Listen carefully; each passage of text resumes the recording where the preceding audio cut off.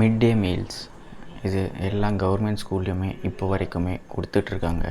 இதுக்கு ஏன்னா அந்த டைம்லே காமராஜர் அவர் தான் இன்ட்ரடியூஸ் பண்ணார். கவர்மெண்ட் ஸ்கூலில் மிட் டே மீல்ஸ் கொடுக்கணும். நிறைய பேர் பார்த்திங்கன்னா இந்த மிட் டே மீல்ஸ் கொடுக்குறாங்கன்னு சொல்லி அவங்க பசங்களை ஸ்கூலுக்கெலாம் அமுச்சு விட்ருந்தாங்க. அதுலேருந்து படித்து பெரிய ஆளானவங்க இன்றைக்கி ஜாஸ்தி.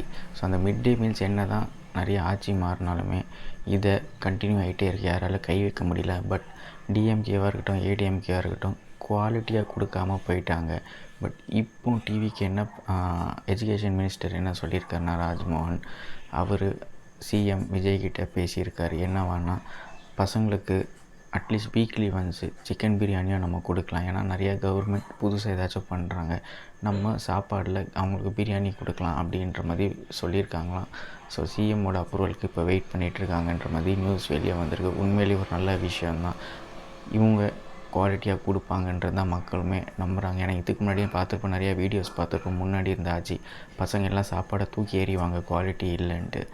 ஸோ சாப்பாடு தாங்க முக்கியம், அதில் கை வைக்கக்கூடாது. உங்களுக்கு ஏதாச்சும் சொல்லணும்னு தோணுச்சுன்னா கமெண்ட் செக்ஷனில் போடுங்க, அதை நான் பார்த்து தெரிஞ்சுக்கிறேன்.